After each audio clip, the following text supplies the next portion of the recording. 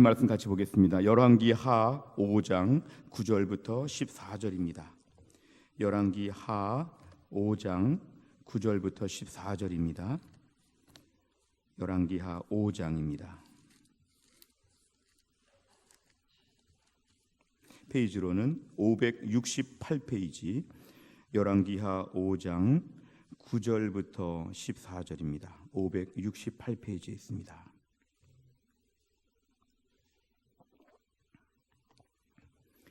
열왕기하 5장 9절부터 14절까지의 말씀을 저와 한 절씩 교독하겠습니다. 나아만이 이에 말들과 병거들을 거느리고 이르러 엘리사의 집 문에 서니 엘리사가 사자를 그에게 보내 이르되 너는 가서 요단강에 몸을 7번 씻으라 네 살이 회복되어 깨끗하리라 하는지라. 나아만이 노하여 물러가며 이르되 내 생각에는 그가 내게로 와서 서서 그의 하나님 여호와의 이름을 부르고 그의 손을 그 부위 위에 흔들어 나병을 고칠까 하였도다. 다메섹 강 아바나와 바르발은 이스라엘 모든 강물보다 낫지 아니하냐. 내가 거기서 몸을 씻으면 깨끗하게 되지 아니하랴 하고 몸을 돌려 분노하여 떠나니 그의 종들이 나와서 말하여 이르되 내 아버지여 선지자가 당신에게 큰 일을 행하라 말하였다면 행하지 아니하였으리이까. 하물며 당신에게 이르기를 씻어 깨끗하게 하라 함이리이까 하니 나아만이 이에 내려가서 하나님의 사람의 말대로 요단강에 7번 몸을 잠그니 그의 살이 어린아이의 살같이 회복되어 깨끗하게 되었더라. 아멘. 오늘 본문의 말씀을 보시면 이스라엘 주변에 당시에 갈릴리 호수가 있고 요단강이 있고 사해바다가 있으면 그 갈릴리 호수의 한시 방향에 있는 큰 나라가 아람 나라였습니다. 이 아람 나라는 당시 그 이스라엘에게 매우 위협이 되는 나라였습니다. 그러니까 우리도 지금 주변에 일본이나 중국이나 강대국이 있는 것처럼 이 당시 이스라엘에게 있어서는 아람이라고 하는 나라는 강대국이었습니다. 그러니까 아람 나라는 늘 두려웠던 존재였죠.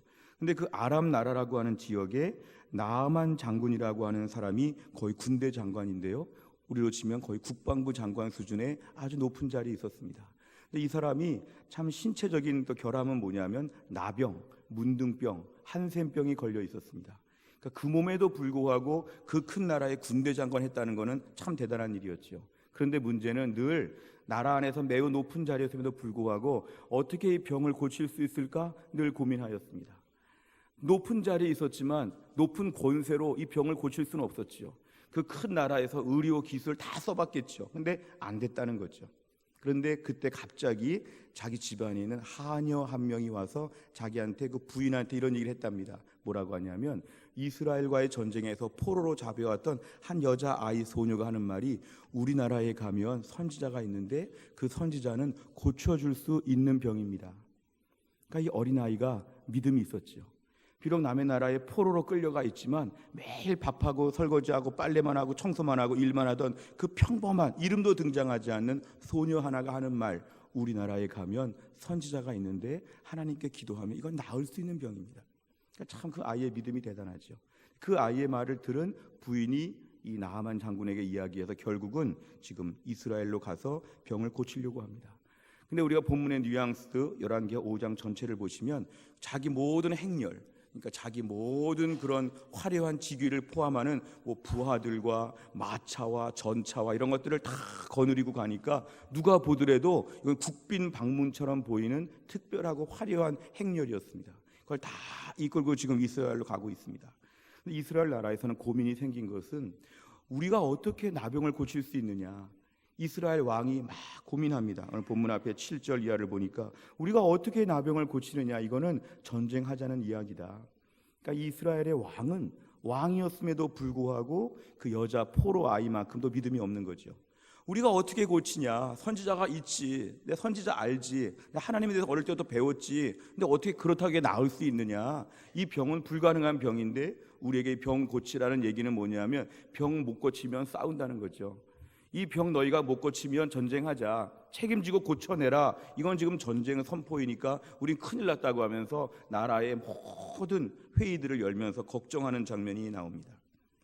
기도하는 일, 하나님을 의지해 보는 일, 이런 것들은 전혀 하지 않고 이 나라가 망했다고 하는 큰 걱정 가운데 빠지게 되었습니다. 근데 오늘 본문에 이제 선지자 엘리사가 드디어 등장하는데요. 엘리사가 이 일을 해결하려고 해서 이제 일을 진행하면서 보니까 이 지금 나아만 장군이 선지자 엘리사의 집에 드디어 가는데, 엘리사의 집에 가는 그 과정에서 엘리사의 집에 갔으면 엘리사가 막 뛰어나와 가지고 막 굽신굽신 인사하면서 어디가 아프십니까? 어떻게 고쳐드립니까? 이 나병이 제일 심한 곳에, 옛날에 한국에 오신 선교사님들이 저 전라도 뭐 이런데 여수 같은데 가면은 다 선교사님들이 막 여기다가 손을 대고 뭐 고름을 빨아내고 다 이렇게 해서 고쳤다고 하시는데요. 막 제일 나병이 심한 곳에다가 선지자 엘리사가 딱 손을 얹고 막 기도하고 매달리고 눈물 흘리고 막 이렇게 해가지고 뭔가 해줄 줄 그렇게 아마 알았을 것입니다. 오늘 나아만 장군은 자기 나라 제가 높은 사람이니까 내가 또 나보다 더 작은 나라로 가니까 이스라엘 나라에서 이 선지자 엘리사가 나한테 와서 쩔쩔매면서 막 해줄 줄 알았습니다. 근데 오늘 막상 가보니까 선지자는 집 밖에 나와보지도 않습니다.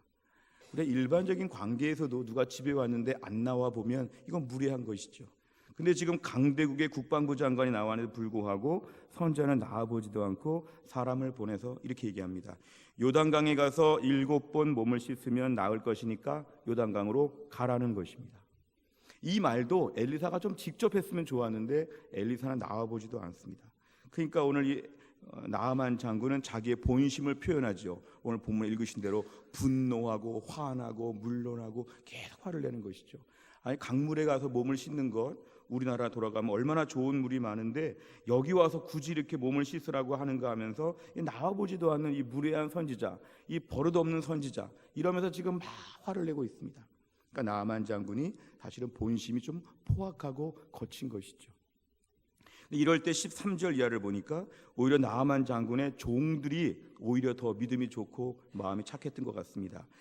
아버님, 주인님, 만약에 저 선지자가 더 큰 일을 시켰어도 하지 않았겠습니까?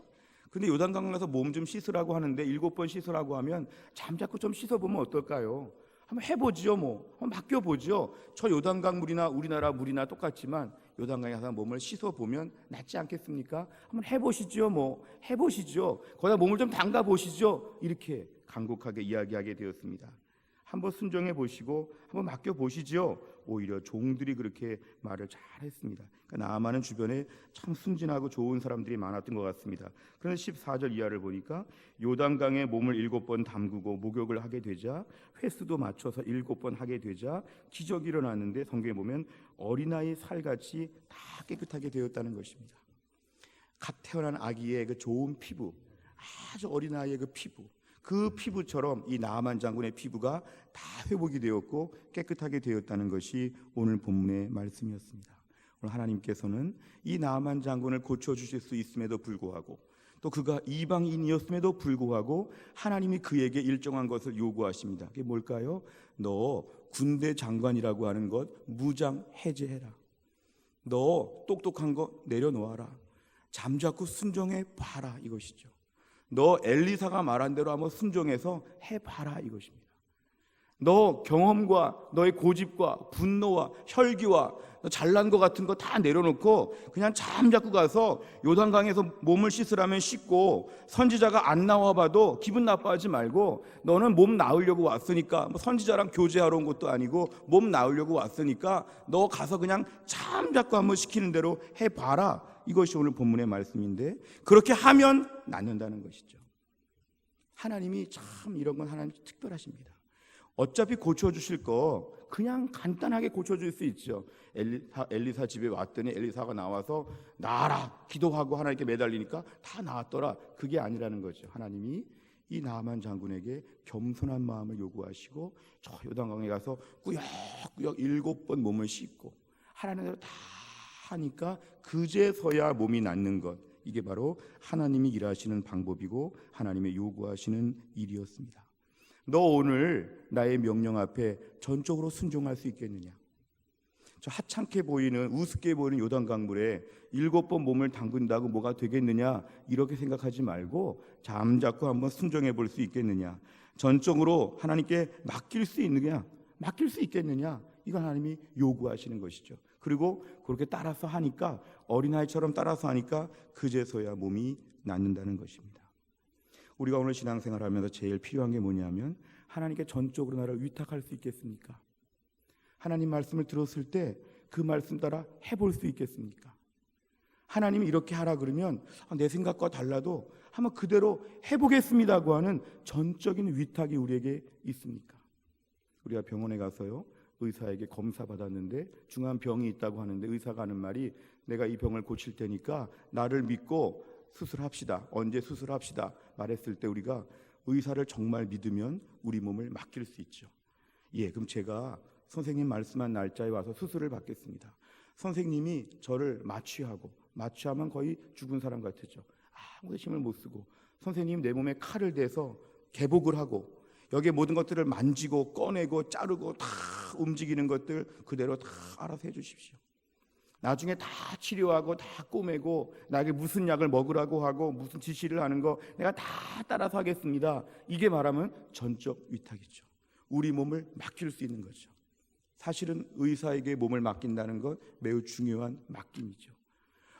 이따가 의사가 나를 죽일지도 몰라. 의사가 일부러 죽이거나 아니면 실력이 부족해서 죽이거나 의사가 나에게 잘 못해줄지 몰라. 안 돼. 나는 이 병원은 안 돼. 나는 저 병원 가야지. 저 큰 병원 가야지. 자꾸 병원을 가는 건 뭐냐면 이 사람 믿지 못하니까 딴 병원 가겠다는 것이죠. 우리가 하나님 앞에서 하나님 우리에게 이렇게 해라, 이렇게 해라. 너도 요단강에 가라. 몸을 7번 씻으라. 8번 뭐 해라. 하나님 말씀 꾸준히 가르쳐 주실 때 하나님 못 믿겠습니다. 그렇게 하면 큰일 나요. 그렇게 하다가 죽어요. 누구는 죽었대요. 이러면서 계속 주님 앞에서 토를 다고 불평하면 이거는 전적 위탁을 못해서 그렇습니다. 우리가 왜 신앙생활이 정체되는 줄 아십니까? 한동안 예수 처음 믿고 막 올라가다가 신앙생활 그 이상 진보가 없는 발전이 없는 한계가 뭔지 아십니까? 거기서 전적 위탁을 못하기 때문에 그렇습니다. 하나님 못 믿겠습니다. 그대로 하면 저는 망할 거고요. 그대로 하라면 저는 예수 안 믿겠습니다. 저는 여기가 한계입니다. 더 이상 넘어오지 마십시오. 이건 뭐냐면 하나님께 나를 맡기지 못한다는 것이죠. 하나님 우리에게 맡기라고 요구하십니다. 모든 것을 다 맡길 수 있겠느냐? 너 정말 내가 말하면 듣겠느냐? 설교 말씀이 그런 거죠. 너 내가 말하면 듣겠느냐? 예, 듣겠습니다. 너 정말 내가 시키는 대로 할 수 있겠느냐? 예. 너 네 마음을 포기하고 하나님 마음대로 할 수 있겠느냐? 예. 이런 태도가 우리의 믿음에 있어서는 성장에 있어서 중요한 기폭제가 된다는 걸 우리에게 알아야 합니다. 예수님 믿으면 전적으로 위탁해야 됩니다. 모험으로 산다는 말은 그 뜻입니다. 하나님, 저는 못하겠습니다. 그럼 하나님께서 너는 믿음이 없구나 이렇게 말씀하실 것입니다. 나는 제자입니다. 제자 훈련 받습니다. 그냥 이건 하기 싫습니다. 너는 제자가 아니구나. 제자 훈련 받았는데도 불구하고 난 이건 안 하겠습니다. 너는 위탁하지 못했구나. 네 마음대로 살려면 네 마음대로 살아라. 하나님 말씀이 선포되어도 그 말씀에 전적으로 위탁하지 못하고 자기가 마음대로 하고 골라가며 살겠다고 하는 순종하겠다는 것은 하나님 앞에서 큰 불순종입니다. 하나님 나에게 저 절벽 위에서 밧줄 하나 내려주시면 주변에 밧줄들이 아무리 많이 있어도 하나님 내려주시는 밧줄 하나 붙잡고 올라가겠다는 게 이 진정한 믿음이죠. 호세아서를 보면 영적 간음에 대한 얘기가 나옵니다. 좀 너무 비약적이고 너무 심해 보이지만요, 호세아 선지자 옆에 고멜이라고 하는 아내가 있었는데 이 고멜은 바람난 아내였습니다. 남편이 있음에도 불구하고 가서 이 사람도 남편이고 이 사람도 남편이고 이 사람도 남편이고 이 사람 저 사람하고 다 부부인 것처럼 이렇게 말하는 것을 간음이라고 하는데, 성경의 영적 간음은 하나님께 전적으로 위탁하지 않고 하나님 했다가 혼합 종교처럼 다른 거 믿었다가 내 생각 믿었다가 내 마음대로 살다가 이걸 영적 간음이라고 합니다. 하나님께서 이스라엘 백성들에게 영적 간음을 지적하시는 건 뭐냐면은 너희가 결국은 너희 마음대로 산다는 것이죠. 신앙생활은 그렇게 우리에게 간단하지 않습니다. 전적인 순종을 하겠다, 전적인 위탁을 하겠다는 것을 고백해야 됩니다. 이거는요, 개별적인 일들을 가지고 하나님께 순종하고 위탁하는 게 아니라 예수를 진짜 믿는 순간에 아예 내 모든 걸 다 맡기는 것입니다. 전적인 위탁은요, 개별적인 사건에 그때그때 맡기는 것이 아니라 예수를 인격적으로 만났다고 흔히 표현할 때 그때 아예 진문서 다 넘기고 그때 아예 다 넘기는 것입니다. 오늘 이후로 무슨 말씀하셔도 저는 위탁합니다. 오늘 이후로는 저는 다 위탁합니다. 나의 모든 거 다 맡깁니다. 내 건강, 우리 아들, 우리 딸, 우리 직장, 내 집, 내 모든 거, 내 취미 생활까지 내 모든 거 다 주님께 맡깁니다. 이게 바로 뭐냐면 전적 위탁입니다. 제자 훈련 받을 때 처음에 서약서를 쓰죠. 다 하겠습니다. 다 하겠습니다. 왜 쓸까요? 제자 훈련하면서 모든 것들을 다 따라하겠다는 거죠. 왜 할까요? 그래야지만 제자이니까. 제자는 전적 위탁한 사람을 제자라고 부르고 일부 위탁한 사람은 아직도 제자가 아니라는 것입니다. 우리가 오늘 이 땅을 살면서 하나님께 일단 맡겨보는 태도가 필요합니다. 이해가 안 돼도 일단 해보는 것이죠. 토요비전 새벽에 나오는 거 피곤하죠. 하지만 일단 나오는 거죠. 오늘 기도하면 피곤해서 일을 못할 것 같으죠. 피곤하더라도 나오는 거죠. 그 전에 교회에 있을 때요, 의사인 분이 있는데요, 새벽 기도가 보통 4시에 시작하면 특세하면은 의사들이 막 2시 반부터 나옵니다. 의사가 수술도 많이 해야 되고 의사들이 얼마나 바쁘고 할 일이 많은데 불구하고 병원 의사가 막 2시 반, 3시 반 나가지고 막 기도합니다. 외교통상부라고 하는 반에 제자반이 따로 있었는데요, 그 외교통상부의 제자반, 그 외교관들이 얼마나 바쁩니까? 근데 외교관들이 나와가지고 새벽 2시, 3시부터 기도하고 외교관들이 그 바쁜 시간에 다락방을 모이고 외교통상부 직원들끼리 제자반을 따로 하고 그렇게 바쁜 분들이 모여가지고 한다는 거죠. 그 똑똑하고 그 바쁘고 대단하고 일이 많은 사람들이 왜 그렇게까지 할까요? 이건 뭐냐 하면 내가 주님 앞에 전적으로 위탁했다는 거죠. 오늘 내가 주님께 의지합니다. 내가 모든 걸 다 맡깁니다. 하라는 대로 다 하겠으니까 말씀하여 주십시오. 전적 위탁을 하겠습니다. 이게 바로 진짜 제자, 이게 바로 진짜 신앙생활이라는 것입니다. 우리가 경제학적으로 기회비용이라는 말이 있죠. 이것도 살 수 있고 이것도 살 수 있는데 이거 사면 이건 포기하는 것이죠. 우리가 신앙생활하면서 기회비용을 분명하게 선포해야 됩니다. 내가 예수를 믿으면 세상적인 즐거움과 쾌락은 포기한다고 하는 결단과 각오가 있어야 되죠. 오늘 성도들의 문제는 예수 믿는 즐거움도 누리려고 하고 세상의 즐거움도 누리려고 하는데 기회비용을 부정하는 것이죠. 그러다 보니까 우리 신앙생활이 전적 위탁이 늘 안 됩니다. 오늘 이렇게 새벽기도 나오고 오늘 예수 믿으면 다른 일에 구멍이 날 텐데, 다른 일을 못할 텐데, 다른 즐거움을 못 누릴 텐데 둘 다 누려야 되지, 이런 생각은 전적 위탁을 부정하게 만드는 것이죠. 여호수아 24장에 보면 여호수아 선포하죠. 너 하나님 앞에서 결정해라. 나와 우리 집은 하나님만 믿을 테니까 너 하나님 믿을 건지 하나님 안 믿을 건지 여호수아가 임종할 때 결정해라. 너희가 결정해라. 둘 중에 하나만 결정해라. 둘 다 불가능하다, 이것이죠. 갈멜산에서 엘리야가 백성들한테 너희가 언제까지 머뭇하려느냐, 너희가 하나님을 믿겠느냐, 바알과 아세라를 믿겠느냐, 결정해라 이것이죠. 신앙생활은 항상 우리에게 결단을 요구합니다. 예수 잘 믿으려면 세상의 것 포기해야 됩니다. 하나님께 전적으로 위탁하려면 세상에 의지할 것이 없어야 되는 것이죠. 세상에 의지할 것이 없고 하나님만 의지한다고 오늘도 모험으로 사는 거죠. 매일 성경 보고 기도하고 새벽 기도 나오고 매일 믿음으로 살고 정말 주님의 온전한 제자가 되고 주님을 닮아가려고 이렇게 하다 보면 우리가 모든 것에 있어서 나를 다 맡겨야 됩니다. 이러다가 죽을 수 있겠구나. 내가 의사를 너무 신뢰하는데요, 이 의사가 나를 고치다가 난 죽어도 괜찮아. 이 정도의 각오와 결단. 내가 주님을 믿고 따르는데요, 이러다가 고난이 와도 괜찮다는 것이죠. 예수 잘 믿다가 고난 받으면 영광인 것이죠. 엉뚱하게 나쁜 짓 하다가 고난 받으면 부끄러운 것이지만 내가 오늘도 예수 잘 믿다가 전적으로 위탁했다가 세상에서 조금 고난받고 실패하는 것처럼 보여도 저는 아무런 후회가 없습니다. 전적으로 위탁합니다. 저를 다스려 주시옵소서. 예수 믿는 사람들은 그래서 이 땅에서 항상 자기의 모든 열쇠를 주님께 맡겨야 되죠. 우리 아이 키우는 것도 하나님께 맡깁니다. 하나님, 내 직장도 주님께 맡깁니다. 모든 것 다 주님께 맡깁니다. 주님이 알아서 해주십시오. 나는 다 주님께 맡겼습니다. 요단강에 가서 100번 씻으라고 해도 요단강에서 100번 씻겠습니다. 엘리사가 무시해도 기분 나빠하지 않겠습니다. 내가 오늘 모든 것 다 감수하겠습니다. 내가 전적으로 위탁합니다. 주여 나에게 오늘도 은혜를 베풀어 주시옵소서. 이런 태도가 우리에게 필요하다는 것입니다. 저는 교회에서 목회하면서 성도들 중에 초신자도 있고 오래 나오신 분들도 있지만 제일 안타까운 분들은 신앙생활이 멈춰 있는 분들입니다. 안타깝습니다. 그런데 이럴 때 가장 이 멈춰 있는 것을 돌파할 수 있는 방법은 뭐냐면 전적인 위탁으로 나아가야 합니다. 전적 위탁으로 나아가면 신앙생활이 갑자기 날개를 달고 올라갈 수가 있습니다. 전적 위탁은 나의 모든 토탈, 내 인생 전체 부분에 있어서 하나님 말씀을 들을 때마다 그때마다 과격하게 순종하는 것입니다. 아주 간단하게. 제 주변에 예수 믿는 사람들 중에 철저하게 믿는 분들을 보면요, 정말 교회에서 말씀 주시는 대로 다 합니다. 하라는 대로 다 하죠. 그렇게 해야 됩니까? 몰랐습니다. 더 진작 말씀해 주시지요. 다 하겠습니다.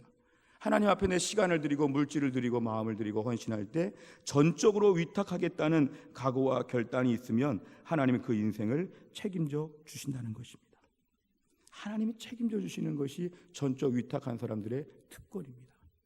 하나님께 맡기는 것이죠. 하나님, 오늘도 내가 내 몸을 맡깁니다. 내 몸에 하나님이 칼을 대시고 내 몸에 하나님께서 무슨 변화를 주시고 내 인생의 새로운 길을 예비하시고 저는 다 받아들이겠습니다. 저는 조금 더 의심하지 않습니다. 우리 주님이 수술하시는데요, 우리 주님이 인도하시는데요, 저는 다 괜찮습니다. 오늘 저에게 명령만 하시면 저는 오늘도 일사불란하게 하나님 명령에 다 순종할 수가 있겠습니다. 주님 다 따르겠습니다. 나는 주님만 의지하는 걸요, 다 주님만 믿겠습니다. 이렇게 전적으로 위탁하게 되면 이것이 진정한 믿음이고 진정한 제자입니다. 이 땅을 살면서 우리가 하나님을 믿는다고 할 때 전적 위탁의 은혜를 구하시길 바랍니다. 오늘도 하나님, 어정쩡한 믿음, 어정쩡한 순종을 하나님 버리고 전적으로 주님 앞에서 내 몸을 맡기게 하여 주시옵소서. 요단강에 가서 가느라고 수고하고 가서 옷을 벗고 물에다가 몸을 담그고 7번 숫자를 헤아리면서 순진하게 하나님께 전적으로 위탁하고 몸이 나았던 나아만 장군처럼 오늘도 우리의 삶 가운데서 하나님 말씀 앞에서 하나씩 그대로 순종하고 이대로 가다가 모든 걸 다 하나님께 맡긴다고 하는 전적 위탁의 삶으로 철저하게 믿음으로 살고, 그래서 오늘도 우리의 삶에도 나아만처럼 모든 질병이 낫고 영적인 복을 다 받을 수 있기를 주의 이름으로 축원합니다. 기도하겠습니다. 아버지 하나님, 감사합니다. 이 아침에도 우리에게 전적 위탁에 대하여 말씀을 주심을 감사합니다. 우리 몸을 주님께 맡깁니다.